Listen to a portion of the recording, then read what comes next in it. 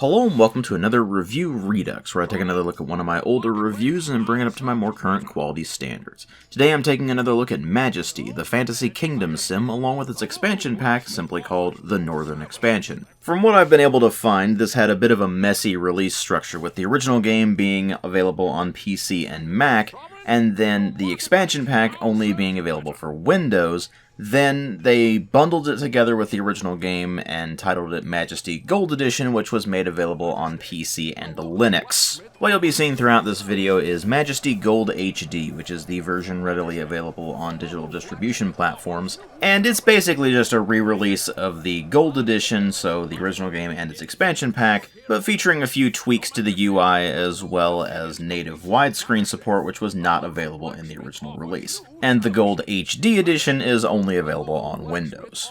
This is a real-time strategy game developed by Cyberlore Studios and published by a variety of companies over the years. The game was first published in the year 2000 under the Microprose brand name, which at the time was actually owned by Hasbro Interactive, so it's not the same Microprose that most people would really be aware of. It was more just a brand name that they were using.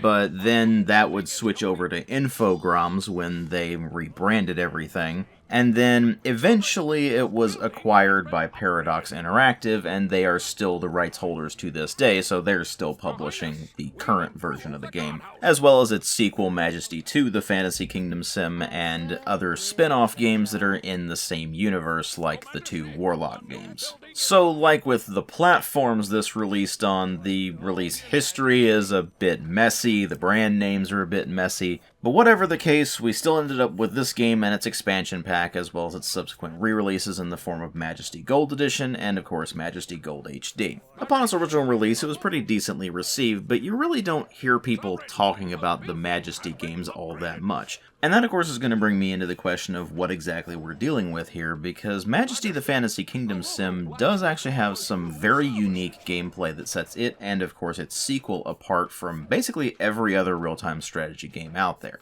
But before I really start to get into detail about that, let me go ahead and talk about the presentation first. As was rather typical for real-time strategy games of the time, the graphics of this game are entirely 2D, and they take place from a bird's-eye perspective. It's not quite full-on isometric, but it does have that slight tilt to it, and while the graphics themselves certainly aren't all that impressive from a raw visual fidelity standpoint, they do actually hold up reasonably well, as a lot of 2D art from that era tends to do, even if you do scale everything up to a much higher resolution like what you see in this video. It certainly helps that the visuals are pretty bright and colorful, and they have a styling that is clearly rooted in fairy tales and classic mythology, but is doing all of that with its own spin. Now that said, the interface does leave something to be desired, especially when you scale everything up to higher resolutions, which it really wasn't designed for. The text can be pretty small and a bit difficult to read at these higher resolutions, although it certainly wasn't anywhere near as much of a problem when you were playing it on a 4:3 resolution at the time. And while the game's mechanics are simple enough that you'll be able to pick everything up and play the game without much difficulty in pretty short order, the interface itself isn't really the most intuitive. Most everything is located on the left edge of the screen, and it's all pretty cramped. At the very top you have, of course, the mini-map, but down at the bottom you'll notice that there are actually two picture-in-picture cameras, and you can set these to track either a character or a building, and just keep tabs on it out of the corner of your eye, which is an interesting and neat feature, but it's pretty easy to forget about it entirely thanks to the core gameplay loop, which I'll talk about more in a moment. But despite the interface not being the most intuitive right out of the gate, it never really ends up being a problem, just something you have to get used to. And once you get used to it, it's easy to look at the visuals and find that everything still holds up pretty well for the most part. Sure, the animations are very simple and pretty low frame count, and sure, there's not a huge amount of detail in the characters, but the buildings have a pretty decent amount of detail in them, and when characters are hanging out in those buildings, you'll actually notice there are animations that play on those buildings to make it seem like they're active, which is a bit of a nice touch, although certainly a very simple one, especially by modern standards. Then you move over into the sound design, and that's where things get a bit messier, both in a good way and a bad way. It's good in the realm of the voice acting, which is very charming. The voice acting in this game is actually really well done for the most part, especially for the time this game came out. Not only does the voice acting end up being appropriate for a fantasy game in general, but it's going for a very light-hearted vibe. This game is pretty self-aware, and it tends to poke fun at itself quite often. For example, when the cultists level up, they'll say, "Ooh, pretty star!" Which may not really make a whole lot of sense to you if you're watching this video, because it's a bit difficult to tell, but whenever a character levels up, a star will appear above their head to just give you a quick indication that they've leveled up, so they're breaking the fourth wall, and that kind of thing happens pretty frequently. This sort of thing gives the game a hell of a lot of charm, although if your heroes are dying in droves, that can get pretty annoying after a while. Aside from the voice acting, the rest of the sound design is a bit more of a mixed bag, though, because the sound effects themselves are just competent. They're nothing particularly impressive, but they're also nothing particularly bad, so there's really not all that much to talk about there. But then there's the soundtrack, which is the most mixed bag out of the entire presentation, because on the one hand, the music in this game is actually pretty good. It's got a fantasy vibe, and the music changes depending on where you are in a given mission. So it'll start out very subdued and gentle and calm, and then as the action starts to ramp up, it starts to get a bit more exciting, and then by the end of a mission, you're getting some pretty heroic music going on. There's only one real problem with it. There's not enough variety in there. There are only 5 tracks in the entire soundtrack. There are early, mid, and end game tracks, which are all fairly long and have a bit of variety between them, but they tend to go in a sort of loop.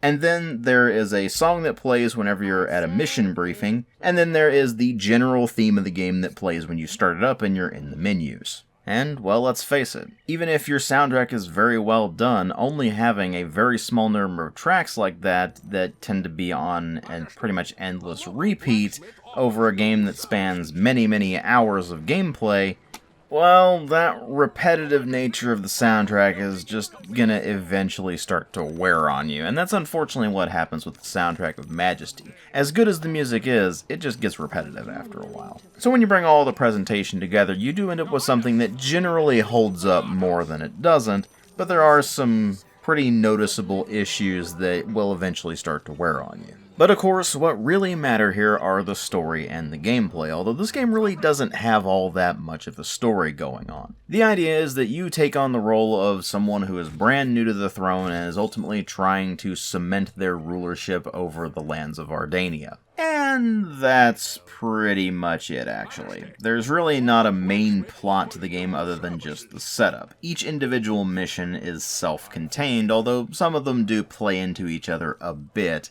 And there are a few missions that you need to complete a series of other missions in order to unlock, but there's not a set linear campaign structure to go through. All of the missions are relatively freeform in how you can actually go after them. If you want to go after the expert level quests immediately, you can do that. You can also start at the beginner level quests and then work your way up to advanced level and then go up to expert. Regardless of which quests you decide to take on at any given point, each one has its own individual storyline, which, like I said, might tie into some others, especially if you're talking about the secret quests that will unlock after you've completed a bunch of others, but really it's best to just think of all of the quests as self-contained adventures. So what exactly do these quests entail? Well, they'll give you various objectives, like kill a certain monster or destroy a certain building, or maybe you have to rescue somebody, or you might have to find a certain artifact, or do a combination thereof. But regardless, these are all things that are very fitting with not only the idea of trying to cement your rulership over the lands of Ardania,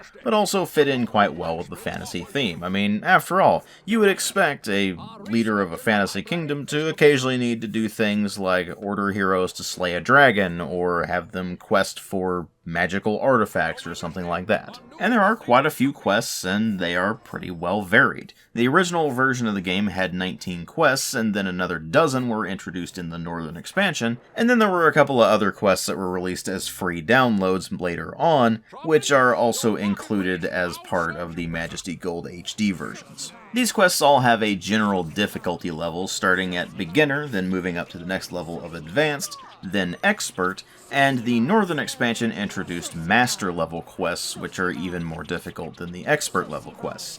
It should also be noted that the Northern expansion lies to you in the sense that the Scions of Chaos level is actually an expert level quest, but the game says it's a beginner level quest. Presumably because it's beginner level for the missions that you see in the Northern expansion, all of which are more difficult than the ones in the base game. And once you've made it through all 33 of the available official missions, then there's also the freestyle mode, which was introduced in the Northern expansion, which allows you to customize a few parameters, select the map you want to play on, and it basically ends up being this game's equivalent of a single-player skirmish mode. So between the large number of quests in the game and the freestyle mode, you do have a fair amount of content here, but what exactly are you doing with that content? Well, that's where things do get pretty interesting, because Majesty controls unlike really any other real-time strategy game out there.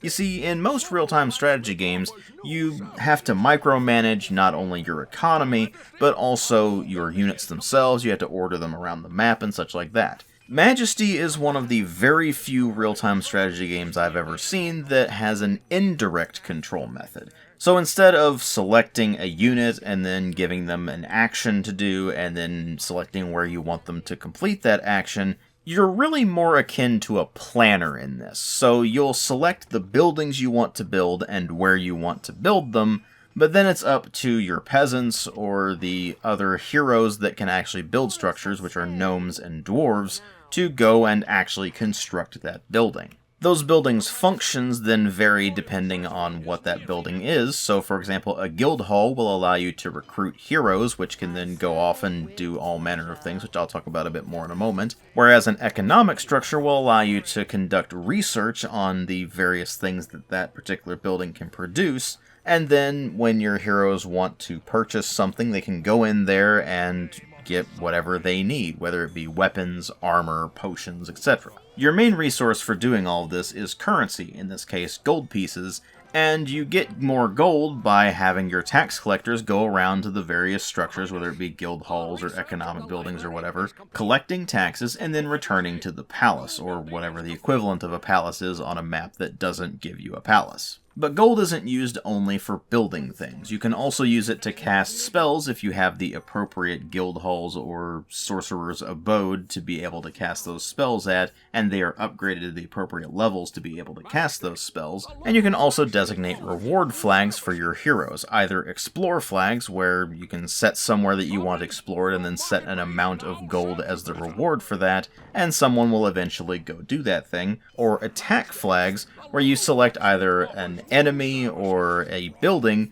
and you set the bounty for it, and then your heroes will go and destroy that thing. And that's really all of your main interactions with this game. You're going to be selecting where you want to build things, you're going to be conducting research in your economic buildings so you can produce things for your heroes to purchase, you're going to be designating explore and attack reward flags, and you might be casting spells from the quick cast menu down at the bottom if you have the appropriate structures for them. Other than that, you're basically relying on the game's AI to complete various tasks for you. So you'll notice that the heroes are all given minds of their own. They'll go off and start wandering around exploring, or they'll go looking for treasure, or they'll be looking for things to hunt, and then eventually they will return to their guild hall, deposit some of their money, and maybe go buy a new piece of equipment, or buy a new potion, or something like that. Then they'll go back out and continue this process all over again. Really, the only main control you have over your heroes is designating those reward flags, in which case they might actually do what you want them to do, as opposed to if you just leave them to their own devices and they just start wandering off doing who knows what. And while you might think that this sounds like it would be horrible, actually most of the time it works pretty decently. You can just set a few reward flags for things that you really need done, and generally speaking, your heroes will actually go and do them in relatively short order, and you won't need to worry about it that much. The real problems start to arise when you need your heroes to do something very specific in a more specific order, because you don't have that kind of fine control over them, and a lot of times they'll just go blundering into things very blindly and stupidly. As an example, if you leave heroes to their own devices, a lot of times they'll just wander into a bunch of really powerful enemies and just get clobbered instantly. This is especially frustrating if that hero happens to be one of your higher level heroes that is actually really important to you, because if you don't have a mausoleum, then you can't resurrect them, which does cost quite a few gold, by the way. But if you can't do that, then you just have to recruit another one, and they're going to start over from level 1 and have to work their way all the way up through getting experience points by fighting things. Well, depending on the hero type anyway. Some of the heroes do get experience points for doing other things, but for the most part it's going to be them wandering into battle and just getting annihilated by whatever they're going up against. It's also pretty frustrating when a hero that you know is capable of dealing with something wanders into an area and then just starts running away because they're panicking for no good reason. Since you don't have any control over that hero, you can't rally them and then say, hey look, go deal with this problem. You just have to accept that they're going to try running back to their guild hall and getting some rest before going back out and doing something else. And that can be especially frustrating when your settlement is currently under siege and there's a bunch of enemies just showing up and annihilating everything that they come across, and you really need those heroes to show up and actually do what they're supposed to do. Now, of course, as I said, most of the time this isn't actually that much of a problem because, generally speaking, the heroes behave in a reasonable manner. Well, unless they're a barbarian, in which case they're too stupid to behave in a rational manner. But at least with their behavior, you can still predict what they're doing. With some of the heroes, though, it's a bit of a crapshoot as to what they're actually doing at any given point, and it's hard to tell exactly how they're going to react to different situations. One moment, they might go running into a situation and just fighting whatever's there, and then another moment with the same exact types of enemies, they'll just go, nope, and just start running right back to their guild hall. Now, as I said before, most of the time this really isn't that much of a problem. Most of the time you can more or less predict what a unit is going to do in a given situation once you're familiar with what that unit is actually capable of and what their general stats are going to be. But you do end up with some weird situations, like when you go into some of the more difficult missions and you basically just have to spam ludicrous amounts of heroes because they're just getting slaughtered left and right, or you have to go into situations and basically cheese the crap out of them in order to be successful, because the objectives might be very limiting, but the amount of things you can actually do are also limited, so you're having to work around a whole lot of weird constraints there. Eventually you can get used to doing all these things, but it does make the more difficult missions in the game frustrating more than actually challenging, because you're actively fighting against the game's mechanics rather than utilizing those mechanics to their fullest extent. This all results in a very odd experience with Majesty, because like I said before with the voice acting and such, this game has a hell of a lot of charm to it, and when everything's firing on all cylinders, it can actually be a fair bit of fun. But once you start going into the more difficult missions where it would actually benefit you to have more direct control over the game, that limited amount of control actually ends up being a much bigger hindrance and starts to actively interfere with your ability to not only just play the game in general, but also to have fun with it. Because let's face it, it's not fun when the only real strategy you can employ in a given mission is just churning out as many heroes as you possibly can to just overwhelm the enemy with sheer numbers, because the scenario is designed in such a way to where that's really the only strategy that actually works in it. Thankfully, those kinds of things are actually relatively few and far between in Majesty, but some of those missions can definitely get pretty frustrating on the difficulty scale, and it makes you wonder if the developers even playtested them sometimes. If you can manage to push past that, then this is a game where its charms can definitely win you over, but that really only works when the game is being played in a much more casual manner, whether that be the freestyle mode or just the lower difficulty level quests. Because once you go on the expert and higher difficulty quests, then the game tends to railroad you into doing basically one thing for that particular level, and if you don't do it in very close to the way the developers really intend for you to do it, then more often than not it's just going to result in failure of that particular quest and having to start the whole thing over again. The end result here is that Majesty ends up being a game that is definitely very unique in the sea of real-time strategy games, because even though it is a relatively generic fantasy setting, that doesn't matter all that much because the game has enough charm to manage to power through that, and the more indirect mechanics also set it apart from the pack. Does it work as well as you might hope? No, not always, But most of the time it does work, and most of the time the game is actually pretty fun, especially if you're playing it in the freestyle mode and you're playing it on a much more casual level. Because that's really where Majesty's charm manages to have its strongest effect, because this really isn't a very complicated strategy game, and the limited amount of control is not really going to win you over much if you're a real-time strategy veteran. But if you're just looking for something to chill out and mess around with, then the lower difficulty modes of Majesty will do the trick pretty well.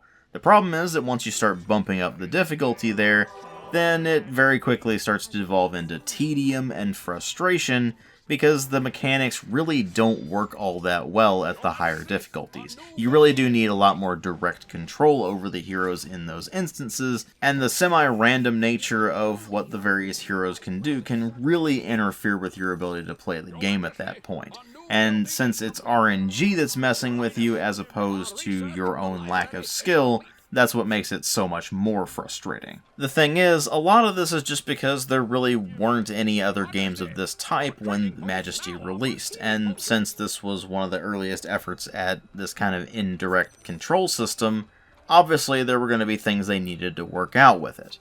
They were trying something different and at the time rather new, and it mostly works, so you gotta give them credit for that.